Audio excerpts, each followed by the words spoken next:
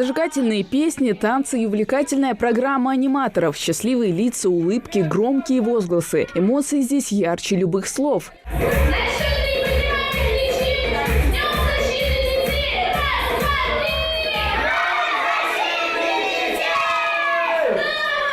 У этих детей сегодня двойной праздник – Международный день их защиты и начало лета. Дату отмечают во многих странах с 1950 года.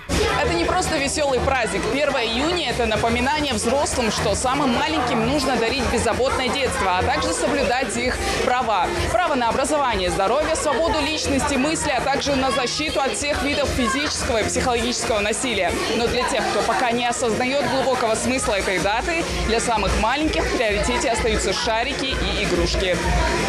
Каждый из них заслуживает детства, наполненное любовью и заботой, а дать это могут лишь взрослые. За интересными персонажами в центре кружка скромно наблюдает и Аиша Ажигова. На празднике она решила перевоплотиться в бабочку. Обратилась за помощью к аниматору, в образ вошла быстро. Увидев камеру, застеснялась, но по реакции видно, что праздник девочке нравится. А вот другие дети своих эмоций не скрывали. Мне понравилось то, что здесь это сверкали, и то, что здесь хлопушки вот это было.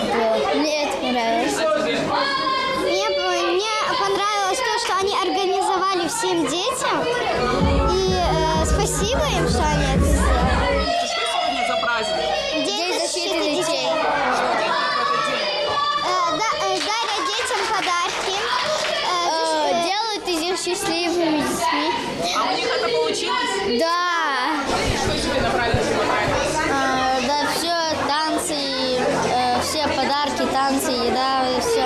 Дарить праздник детям нужно каждый день и без повода, считают в администрации Магаса. Они организаторы сегодняшнего торжества. Такие детские гуляния они проводят ежегодно. У них уже есть свой составленный список. Здесь порядка 50 детей-сирот и ребят из малоимущих семей столицы. Особое внимание администрация города уделяет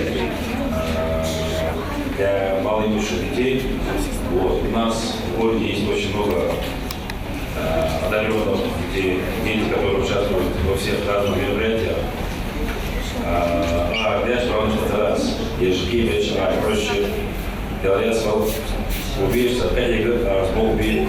Их улыбки – главная награда для организаторов. Миссия успешно выполнена. В конце празднества детям накрыли стол и раздали мороженое. Хава Газикова, Магомед Белакиев. Новости 24.